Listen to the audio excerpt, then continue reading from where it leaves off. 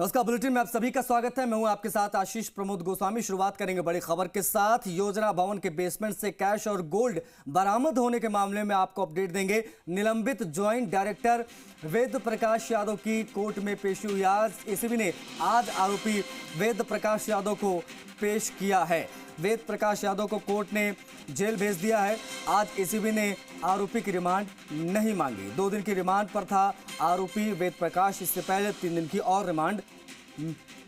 महेश पारीक हमारे संवाददाता इस पर ज्यादा जानकारी के साथ कनेक्ट हो गए हैं। महेश, क्या उम्मीदें थी, क्या हुई, मैं चाहूंगा बताएं, क्योंकि 5 दिन की रिमांड पर पहले ही था वेद प्रकाश और आज रिमांड क्यों नहीं मांगी गई, ये भी बताएं।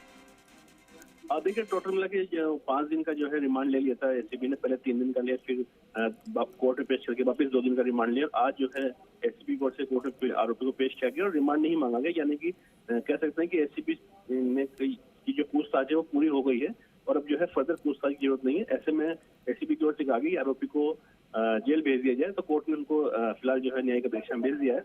अब फर्दर जो है सोमवार या मंगलवार को आरोपी पक्ष की ओर से जमानत अर्जी लगाई जाएगी और उस पर सुनवाई की जाएगी। जी महेश, इन 5 दिनों के रिमांड में क्या चीजें निकलकर सामने आई, पूछताछ में क्या चीजें निकलकर सामने आई, ये भी जरा बताएं दर्शकों को। देखिए, जो कोर्ट में एसीबी की ओर से पेश किया जाता है वो फिलहाल जो है पूछताछ का ब्यौरा पेश नहीं किया जाता। सिर्फ केवल इतना सा बताया जाता है कि पूछताछ करनी है या नहीं करनी है, पूछताछ हो चुकी है या अभी अनुसंधान शेष बाकी है। जो सारा पार्ट जो पूछताछ का है वो जो है केस डायरी में दर्ज रहता है। यहाँ कोई केस डायरी पेश नहीं की जाती। सिंपल एक जो है प्रार्थना पत्र पेश किया जाता है जिसमें ये कहता है कि आरोपी को फर्दर जो है अनुसंधान की जरूरत है या उसको जेल भेज दिया जाए। तो केवल एक छोटी सी जो प्रेयर होती है कि जेसीपी लेना है या पीसीपी लेना है। तो सिर्फ ये इतनी सी जानकारी कोर्ट को दी गई है कि पूछताछ पूरी कर लेंगे। इसमें आरोपी को महेश, ये तो बात हो गई इस वेद प्रकाश की, लेकिन लगातार इस तरीके की बात उठ रही, इस तरीके की चीजें उठ रही हैं कि ये छोटी मछली है, बहुत सारे लोग इसमें इन्वॉल्व हो सकते हैं। इतना ज्यादा कैश, इतना ज्यादा जो है गोल्ड इसमें मिला, ये मामला लगातार सुर्खियों में रहा। अब ऐसे में एसीबी ने तो लगातार पूछताछ की इससे अपने तरीके से। बार बार जब मीडिया ने सवाल पूछा तो ये यही बताता रहा कि मैंने एसीबी को सब बता दिया है, दैट्स ऑल। अब एसीबी को क्या बताए, ये हमको कैसे पता चलेगा? और दूसरी चीज कि क्या इसमें और भी लोग अभी रडार पर हैं जिनसे पूछताछ हो सकती है, क्योंकि बहुत सारी प्रॉपर्टीज इत्यादि की बातें भी सामने आई थी। महेश, देखिए, निश्चित रूप से जो अमाउंट और जो गोल्ड मिला है वो कोई छोटा अमाउंट नहीं है। 2 करोड़ 31 लाख की जो है उससे ज्यादा का कैश मिला है और 1 करोड़ का सोना मिला है, 1 किलो सोना मिला है। तो निश्चित रूप से इस लेवल का अधिकारी जो है वो इतनी बड़ी रकम जो है रिश्वत में नहीं ले सकता है। तो कहीं ना कहीं एसीबी ये भी प्रयास कर रही है कि ऐसा कौन सा उच्चाधिकारी जिसके कहने पे जो है ये रिश्वत ली गई है या उसमें उसका कितना हिस्सा था, ये सब पूरी जो है एसीबी अनुसंधान कर रही है। फिलहाल चूंकि अभी काफी कम नहीं हुए हैं, केवल 5 से 7 दिन जो है मामले को हुए हैं। ऐसे में प्रारंभिक स्तर पर ही जो है एसीबी की जांच है। तो धीरे जब टाइम बढ़ेगा नई नई जो है बातें सामने आएंगी। फिलहाल ठीक है महेश, ठीक है, आप नजर बना के रखिए। आगे आपसे अपडेट जरूर लेंगे जब जानकारी बेहतर होगी, क्योंकि डीओआईटी से कैश गोल्ड मिलने का जो पूरा मामला है इसमें 5 दिनों की रिमांड पर था वेद प्रकाश। आज रिमांड नहीं मांगी गई, नतीजा कोर्ट ने भेज दिया है वेद प्रकाश को जेल। आगे की फर्दर इन्वेस्टिगेशन जारी रहेगी। एक और बड़ी खबर आ रही जयपुर से। नगर निगम हेरिटेज पर विकास कार्य में भेदभाव का आरोप लगा है। वार्ड 74 का मामला है। वार्ड 74 की पार्षद कुसुम यादव धरने पर बैठ गई। भेदभाव के आरोप लगाते हुए पार्षद कुसुम यादव धरने पर है। स्थानीय वार्ड वासियों के साथ में धरने पर बैठी है। गार्ड गेट, जोन गेट पर यह धरने का मामला सामने आ रहा है। दर्जनों वार्ड वासियों उनके साथ मौजूद हैं। भेदभाव के आरोप लगाते हुए पार्षद कुसुम यादव धरने पर बैठ गई हैं। वार्ड 74 से पार्षद है कुसुम और धरने पर बैठी, उनके साथ में उनके लोग मौजूद हैं नगर निगम हेरिटेज पर। दिनेश तिवारी हमारे सहयोगी इस पर ज्यादा जानकारी के साथ कनेक्ट हो गए। दिनेश, नगर निगम हेरिटेज पर विकास कार्य में भेदभाव का आरोप लगा है। वार्ड 74 की पार्षद धरने पर बैठ गई हैं, क्या कह रही हैं बताएं।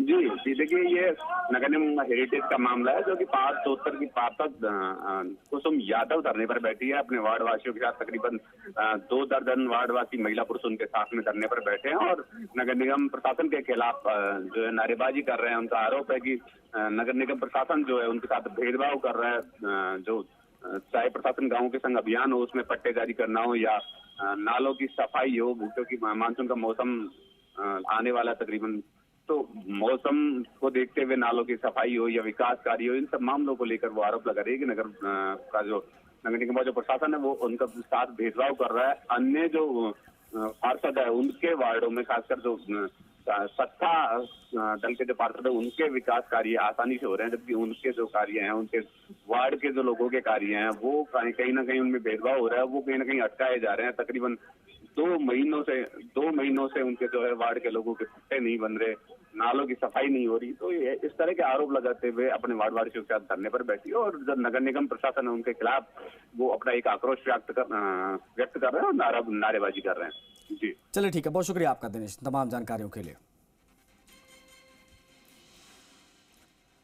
जयपुर से एक बड़ी खबर आ रही है। राजस्थान रोडवेज को मिलेगी 122 करोड़ 72 लाख रुपए की अतिरिक्त मदद।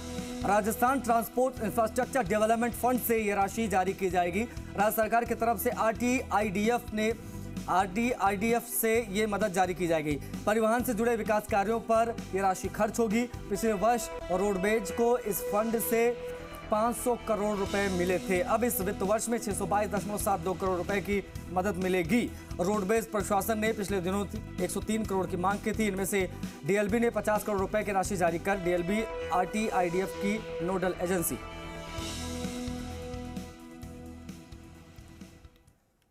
जयपुर से खबर है, सीएम की घोषणा का सकारात्मक असर देखने को मिला। राजस्थान रोडवेज के अधिकारी कर्मचारियों में खुशनुमा माहौल है। कल सीएम गहलोत ने सिंधी कैंप बस स्टैंड पर यह घोषणा की थी। प्रदेश की महिलाओं को सभी बसों में किराए में छूट की। सभी श्रेणियों की बसों में किराए में 50% की डायरेक्ट छूट मिलेगी। इससे रोडवेज बसों में एक साथ जो है वो यात्री भार बढ़ जाएगा। अभी केवल साधारण बसों में छूट से दिख रहा था ज्यादा असर। अब महिला यात्री भार बढ़ने से रोडवेज के राजस्व में भी बढ़ोतरी होगी, यह भी बताया जा रहा है। प्रशासन एक तरफ भूमाफिया के आगे नतमस्तक हो जाता है, वहीं दूसरी तरफ खाली पड़ी सरकारी जमीनों पर बेसहारा बच्चों को पढ़ाने वाले अस्थायी स्कूल को पूरी तरीके से उजाड़ दिया जाता है। ऐसा ही मामला अलवर में सामने आया है, जहां नगर परिषद के अधिकारियों ने अपनी हठधर्मिता दिखाते हुए 155 बच्चों की पढ़ाई का ठिकाना उजाड़ दिया। अब उन बेसहारा बच्चों के सामने पढ़ाई का संकट पैदा हो गया है। इन स्कूलों को चलाने वाले एनजीओ ने मंत्री टीकाराम जूली सहित प्रशासनिक अधिकारियों से जमीन उपलब्ध कराने की मांग की थी, लेकिन प्रशासन ने जमीन तो उपलब्ध नहीं कराई बल्कि इन बच्चों को पढ़ाने के स्थान को पूरी तरीके से जरूर उजाड़ दिया। दरअसल इस एनजीओ ने गणेश ग्वाड़ी में गौशाला के पास अस्थायी रूप से 3 शेड लगाकर स्कूली कमरों का रूप दिया था, जिसमें 155 गरीब बेसहारा बच्चे पढ़ते थे, लेकिन बीती रात जेसीबी की मदद से उसे हटा दिया गया। वहीं नगर परिषद के अशासी अधिकारी दीपक कुमार की माने तो भूमाफियाओं ने अस्थायी अतिक्रमण कर लिया था और उच्च अधिकारियों के कहने पर यह कार्रवाई यहां पर की गई। हम पानी लेते, सरकार ने वो पानी बंद कर दिया था, तो गर्मी में बच्चे परेशान हो रहे थे, तो हम वहाँ पे गए बच्चों को लेकर, बताया उन्हें। उसके बाद आज 4-5 दिन बाद ये तोड़ दिया। बच्चों को कहाँ लेके जाएंगे? 7-2 सेवा समिति बच्चन बचाओ संस्था है और इन्होंने ये तोड़ दिया। यहाँ पे हमने इतनी मेहनत करके इनको बनाया था, बच्चे पढ़ रहे थे। अतिक्रमण हटाने के लिए सूचित भी किया था कि वो उनको सामान वामान हटा लें, लेकिन उसके बाद हमने शाम से ये लगभग देर शाम से कार्रवाई चल रही है, अभी देर रात तक जारी है कार्रवाई। कितने कमरे यहाँ बने हुए थे, किस तरह का कमरे कुछ थे 8-10 कमरे, 6 कमरे थे, 3 शेड वाले थे, अस्थायी अतिक्रमण था। हाँ, ये नगर परिषद के नाम जमीन है, इसका बाउंड्री वॉल का टेंडर लग चुका है, बाउंड्री वॉल होनी है इसकी। समिति बचपन बचाओ संस्थान के बच्चों को पढ़ाने के लिए यहाँ पर एक स्कूल संचालित था, जहाँ चूँकि ये गवर्नमेंट की ज़मीन है, इस पर अतिक्रमण के नाम पर कार्रवाई को लेकर नगर परिषद के पीले पंजे ने उन गरीब बच्चों का आशियाना ज़मींदोज कर दिया। अभी मौके पर कार्रवाई चल रही है। आप 2 सात समिति से जुड़े डॉक्टर पंकज गुप्ता और कैप्टन उमराव मौके पर मौजूद थे। आज बच्चे खुले आसमान के नीचे अपनी कॉपी किताब लेकर बैठे हुए हैं। उनका जीवन और भविष्य कैसे सुधरेगा ये देखना होगा। कैमरा पर्सन लक्ष्य खत्री के साथ स्वदेश कपिल, जी मीडिया, अलवर। बढ़ेंगे आगे, बड़ी खबर आ रही है। सीएम गहलोत के दिल्ली दौरे में जो प्रस्तावित बदलाव हुआ उसके बारे में आपको बता देते हैं कि अब 12 से सीएम वापस जयपुर आएंगे। पहले यह था कि कोटा से सीधा दिल्ली निकल जाएंगे, लेकिन अभी थोड़ा बहुत बदलाव हुआ, शेड्यूल हुआ है, हम आपको बता रहे हैं। अब देर शाम तक या फिर कल सुबह अर्ली मॉर्निंग दिल्ली जाने का उनका प्रोग्राम हो सकता है। थोड़ी देर में 12 पहुंचने वाले हैं सीएम अशोक गहलोत। तो कल देर शाम तक या फिर आज देर शाम तक या कल सुबह तक जो है दिल्ली पहुंच सकते हैं मुख्यमंत्री अशोक गहलोत, क्योंकि 2 दिनों का उनका वहां कार्यक्रम रहने वाला है। ये थोड़ा सा बदलाव हुआ है। बढ़ेंगे आगे। जोधपुर जिले के चामू पुलिस थाना क्षेत्र के मासती नगर इलाके में लापता 2 नाबालिग लड़कियों के शव राजीव गांधी लिफ्ट कैनाल में मिले। दोनों लड़कियां 24 मई की दोपहर से लापता थीं, जिसके बाद परिजनों ने अपहरण की शिकायत 25 मई को पुलिस में की थी। दोनों कोल्ड ड्रिंक लेने के लिए दोपहर को घर से निकली थी, उसके बाद लापता हो गई। इसके बाद दोनों बच्चों के शव राजीव गांधी लिफ्ट कैनाल में मिले। शिकायत के बाद पुलिस और एनडीआरएफ की टीम ने तलाशी की। परिजनों ने दोनों लड़कियों की हत्या की आशंका जताई है। जल्द ही पुलिस इस मामले का खुलासा करेगी। इधर दोनों बच्चों के शव मिलने के बाद परिजन और समाज के लोग भी अस्पताल के मोर्चरी में पहुंच गए। हत्या कर शव नहर में फेंकने का अंदेशा जताया गया है।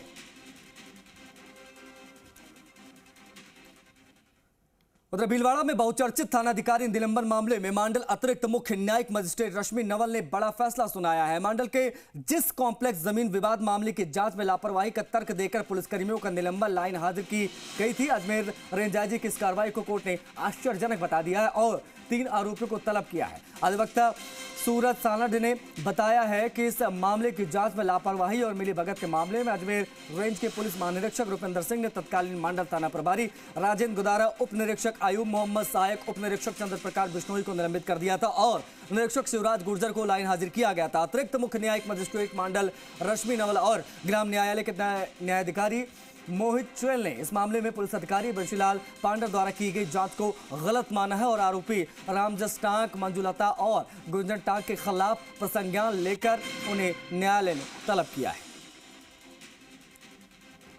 उपरोक्त मामले में मैंने परिवादी किशनलाल सोनी की ओर से पैरवी की थी। परिवादी किशनलाल सोनी ने एक जायदाद अपने मंडल के कस्बे में खरीदी थी। उपरोक्त जायदाद को हड़पने के लिए रामजस टांक व मंजुलता टांक ने मिलकर एक डॉक्यूमेंट का कूट रचना की, जिस आधार पर इनके विरुद्ध एक मामला दर्ज हुआ था। कोर्ट ने फाइनली अभियुक्त गणों के उस बंसीलाल पांडे जी के द्वारा प्रस्तुत एफआईआर या अंतिम प्रतिवेदन को नकारते हुए जो पूर्व के अधिकारियों के द्वारा जो जांच की गई थी उनको प्रमाणित मानते हुए अभियुक्त गणों को न्यायालय में तलब किया है। भीलवाड़ा में नवगठित शाहपुरा जिले में शामिल करने के विरोध में बनेड़ा कस्बे के बाजार सुबह से बंद है। बनेड़ा बचाओ संघर्ष समिति के आह्वान पर यह बाजार बंद किए गए हैं। विभिन्न संगठन पुराना बस स्टैंड से जुलूस के लेआउट में रवाना होकर शाहपुरा ओएसडी डॉक्टर मंजू को राज्य सरकार के नाम ज्ञापन सौंपेंगे। लोग बनेड़ा को भीलवाड़ा जिले में ही रखने की मांग कर रहे हैं।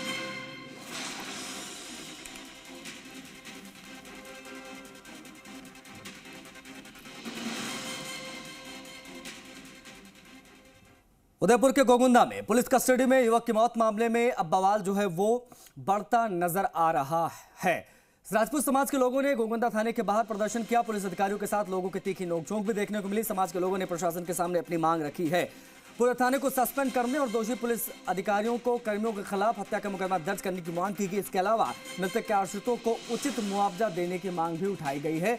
कुछ देर में करणी सेना के प्रदेश अध्यक्ष सुखदेव सिंह गोगामेड़ी भी पहुंचेंगे। गोगुंदा कस्बे में बड़ी संख्या में पुलिस बल तैनात है। आपको बता दें कि कल लड़की को भगा कर ले जाने के मामले में युवक को पुलिस पूछताछ के लिए थाने लाई थी, लेकिन पुलिस का कहना है कि तबीयत बिगड़ने के बाद पुलिस ने युवक को गोगुंदा हॉस्पिटल पहुंचाया, जहां उसे डेड डिक्लेयर कर दिया गया। मृतक युवक का नाम सुरेंद्र राजपूत जो देवरा का खेड़ा का रहने वाला था।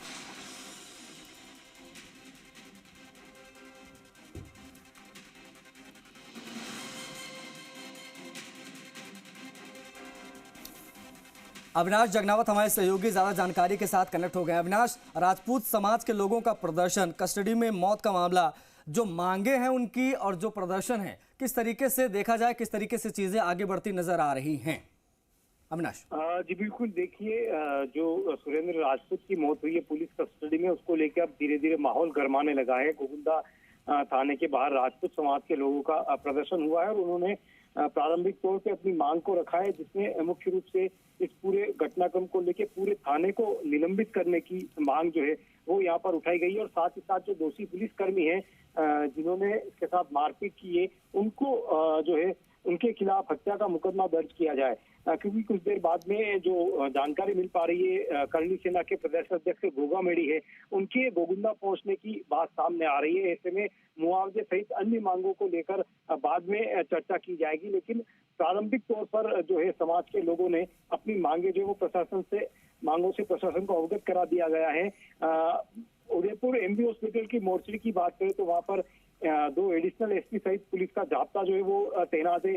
कुछ जो समाज के लोग हैं वो यहाँ पर मोर्चे में बैठे हुए, लेकिन अभी शव का पोस्टमार्टम कब किया होगा उसके बारे में कुछ भी जानकारी यहाँ पर नहीं है। लेकिन जब तक जो समाज के लोग हैं उनकी मांगों पे आम सहमति नहीं बनती है या प्रशासन समझाइश में सफल नहीं हो पाता है, तब तक शव का पोस्टमार्टम हो पाना मुश्किल लग रहा है। लेकिन पूरे मामले की जो जानकारी है, जैसे ही करणी सेना के प्रदेशाध्यक्ष यहाँ पर पहुंचेंगे, उसके बाद में जो वार्ता होगी प्रशासन के साथ में, उसके बाद ही पता चल जाएगा कि आखिर इस पूरे मामले का पटाक्षेप जो है वो कब तक हो पाएगा और किन मांगों के ऊपर जो है वो प्रशासन से सहमति बनती है और प्रशासन कब तक समाज के लोगों के इस आक्रोश को शांत करने में सफल हो पाता है। जी अच्छा, जो रिएक्शंस आ रहे हैं प्रशासन की तरफ से वो क्या आ रहे हैं? क्योंकि आश्रितों के मुआवजे की मांग के साथ साथ में सबसे बड़ी चुनौती उनके लिए है कि पूरे के पूरे थाने को सस्पेंड करने की बात हो रही है और उनके ऊपर मुकदमा लिखने की बात हो रही है, केस दर्ज करने की बात हो रही है। अब ऐसे में जो प्रशासन है, आला अधिकारी हैं, उनके क्या रिएक्शंस आ रहे हैं? जो समझाइश की कोशिशें हैं वो किस हद तक कामयाब होती आपको नजर आ रही हैं? अविनाश बताएं। जी बिल्कुल, देखिए जो पुलिस की तरफ से कहा गया है कि जो सुरेंद्र राजपूत है मृतक, उसके सीने में दर्द हुआ था और संभवतः इसी के चलते हार्ट अटैक से मौत हुई होगी। लेकिन जैसे ही कल रात को ये बात सामने आई, एसपी विकास शर्मा ने पूरे मामले की न्यायिक जांच के आदेश जो है वो दे दिए हैं। एक वरिष्ठ पुलिस अधिकारी को इसकी पूरी जांच सौंपी गई है, वो एक जांच रिपोर्ट बना के तैयार करेंगे कि आखिर किस कारण से इसकी मौत हुई है। साथ ही साथ में क्योंकि मौत का पूर्ण रूप से खुलासा तो पोस्टमार्टम होने के बाद ही हो पाएगा, लेकिन अगर कहा जा सकता है कि एसपी विकास शर्मा ने न्यायिक जांच के आदेश दिए हैं। लेकिन जो ठीक है अविनाश, आप नजर बना के रखिए, आगे आपसे अपडेट जरूर लेंगे। राजपूत समाज के लोगों का प्रदर्शन माहौल दिन पे दिन गर्माता जा रहा है। वन विभाग से जुड़ी एक बड़ी खबर आ रही है जयपुर से। आपको बता दें कि अब बाघों को भी बुधवार का मिलेगा वीक ऑफ। जी हां, अब हर बुधवार को प्रदेश के टाइगर रिजर्व बंद रहेंगे। रणथंभौर, सरिस्का समेत सभी टाइगर रिजर्व बंद रखे जाएंगे। इस दौरान कोई पर्यटन गतिविधि नहीं होगी। जुलाई से ये नया नियम लागू होगा। ये एक बड़ी खबर आपको बता दें जो इस वक्त आ रही है, लेकिन ये जो नए नियम है वो जुलाई से लागू होंगे। ये भी एक अहम जानकारी इसमें एड ऑन। काशीराम हमारे संवाददाता वो ज्यादा जानकारी के साथ कनेक्ट हो गए हैं। काशीराम, क्या वजह रही कि बुधवार को अब प्रदेश के सभी टाइगर रिजर्व बंद करने का ऐलान यहाँ पर किया गया है और ये चीजें कब से क्रियान्वित होंगी?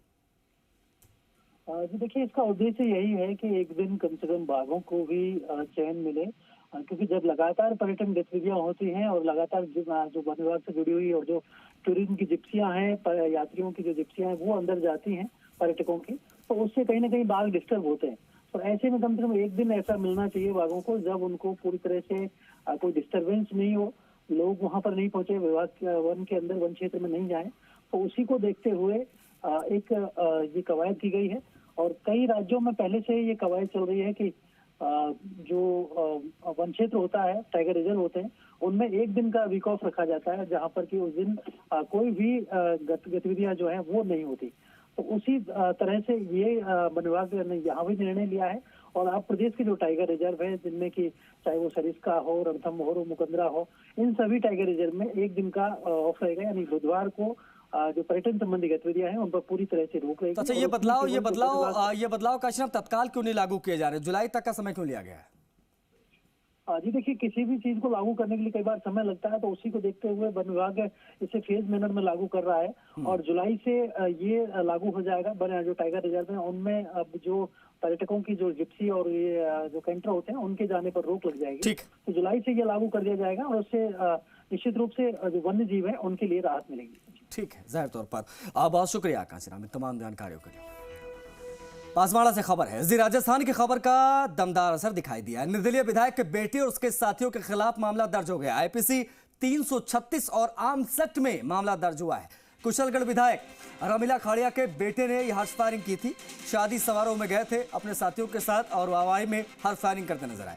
विधायक के पुत्र रोहित खाड़िया ने खुद जो ये फायरिंग का वीडियो अपलोड किया था सोशल मीडिया पर साइट पर, और ये वीडियो काफी तेजी से वायरल हुआ। जब वायरल हुआ तो हमने खबर को दिखाया, प्रमुखता से खबर को चलाया और खबर के चलने के कुछ ही घंटे के बाद जी राजस्थान की खबर का दमदार असर देखने को मिला है। विधायक पुत्र के ऊपर मामला दर्ज हो गया है। उसके साथियों का भी नाम है। कुशलगढ़ थाने में यह मामला दर्ज किया गया है। विधायक के बेटे के खिलाफ हर्ष फायरिंग की तस्वीरें जो आप देख रहे हैं ये हमने प्रमुखता से दिखाई और अब इसमें असर देखने को मिला है।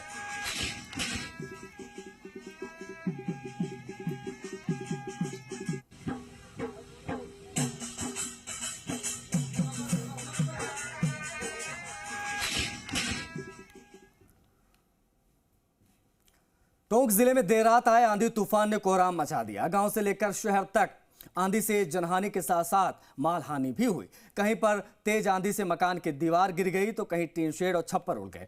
इसके चलते नींद में सो रहे लोग मौत के आगोश में चले गए। जिले भर से अब तक 12 लोगों की मौत हो चुकी है, जिसमें कई मासूम बच्चे अधेड़ व्यक्ति शामिल हैं। टोंक शहर में टीन शेड मकान में सो रहे एक मुस्लिम परिवार में 2 मासूम बच्चे और बुजुर्ग सहित 3 लोगों की मौत हो गई। साथ ही परिवार के कई लोग घायल हो गए। आंधी के बाद जिले भर में पिछले 18 घंटों से विद्युत व्यवस्था भी पूरी तरीके से चौपट है। शहर से लेकर गांव तक अंधेरे में सब कुछ नजर आया। आंधी से कई विद्युत पोल और जो लाइन है वो टूटकर नीचे गिर गई। नेट कनेक्टिविटी के साथ साथ मोबाइल नेटवर्क भी बाधित हो गया है। सैकड़ों की तादाद में परिंदों की भी मौत की खबर है तो वहीं दर्जनों से ज्यादा मवेशी भी मर गए। इतना खतरनाक था सर, ये देखने के बाद आदमी का रोंगटे खड़े हो जाए। और उस हादसे के अंदर करीब 10 लोग घायल है और 3 लोगों की मौत हो चुकी है उसमें। जिसमें 2 तो मेरे भतीजे, एक हमारे बड़े पापा है। जो देर रात अंधड़ आया है उसमें काफ़ी तेज़ हवा चली है, बारिश हुई है, बिजली भी चमकी है। तो हमारे पास जो अभी तक सूचना आई है उसमें 12 डेथ्स बताई जा रही हैं ज़िले के अलग अलग एरियाज़ में। उसके अलावा काफ़ी लोगों को जो हम अभी सर्वे करवा रहे हैं, अभी हमारे सारा ग्राउंड स्टाफ फील्ड में है कि किस किस को चोट लगी है। कुछ पशुधन को नुकसान की सूचना आ रही है, कुछ मकानों को नुकसान की सूचना आ रही है। पूरा सर्वे करवा रहे हैं। जल्द से जल्द हमारा प्रयास रहेगा कि रिलीफ के केसेस बनाकर लोगों को सहायता दें। मौसम विभाग ने आज भी ऑरेंज अलर्ट जारी किया है। प्रदेश में अचानक बदल रहा है मौसम। देखिए, श्रीगंगानगर, हनुमानगढ़, बीकानेर, चूरू, झुंझुनू, सीकर, अलवर, नागौर, जयपुर, दौसा, भरतपुर, धौलपुर, करौली जिलों और आसपास के क्षेत्रों के लिए अलर्ट जारी किया गया है। दोपहर बाद तेज मेघ गर्जन हो सकती है। तेज आंधी, तेज बारिश, ओलावृष्टि की भी संभावना यहां पर जताई गई है। करौली जिले और आसपास के क्षेत्रों को लेकर भी ऑरेंज अलर्ट है। बड़ी खबर इस वक्त, कल स्थिति आउट ऑफ कंट्रोल रही। बहुत ज्यादा तेज आंधी, बारिश, ओलावृष्टि से नुकसान हुआ। 10 से 12 की संख्या बताई जा रही है जिनकी जान गई है इस प्राकृतिक आपदा के बाद में। और अब एक बार फिर से ऑरेंज अलर्ट जारी किया गया। किन किन जिलों के लिए जारी किया गया वो भी हम आपको सिलसिलेवार बता रहे हैं।